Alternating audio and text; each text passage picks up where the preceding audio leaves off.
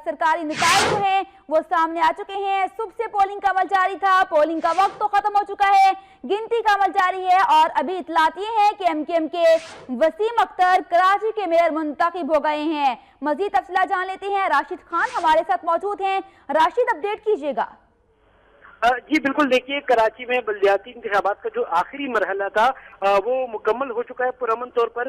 और आज कराची में मेयर और डिप्टी मेयर सिटी काउंसिल में और वो भी पुरअमन तौर पर हो चुका है। और आपको बताते चले कि मजमूई तौर पर जो है 308 का ऐवान था, जिसमें से तकरीबन 295 वोट पड़े हैं और 295 में से सादा अक्सरियत जो है वो एमकेएम को हासिल थी 155 की।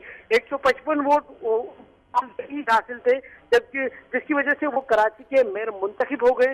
वोटिंग का वक्त जारी है और उम्मीद की जा रही है कि तकरीबन 195 के करीब वोट जो है वो एमकेएम को पड़े, जबकि उनके मद्दे मुकाबिल जो कराची इत्तेहाद के नामजद मेयर डिप्टी नामजद और मेयर थे और डिप्टी मेयर थे, वो मुंतखब नहीं हो सके।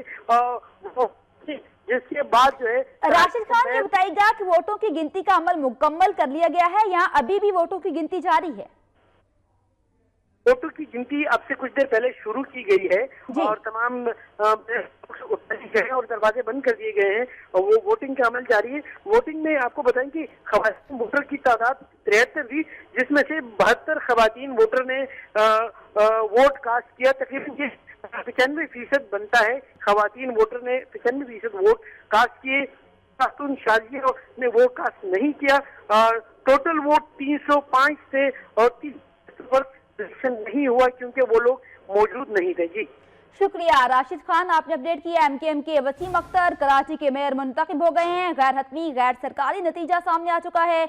मुत्तहिदा के ही अरशद वोहरा डिप्टी मेयर मुंतखब हो गए हैं। आपको बताएं कि आज पोलिंग का अमल जारी था और अभी गिनती का अमल जारी है और इतलात ये हैं कि एमकेएम के वसीम अख्तर कराची के मेयर मुंतखब हो गए हैं और मुत्तहिदा के ही अरशद वोहरा डिप्टी मेयर मुंतखब हो गए हैं।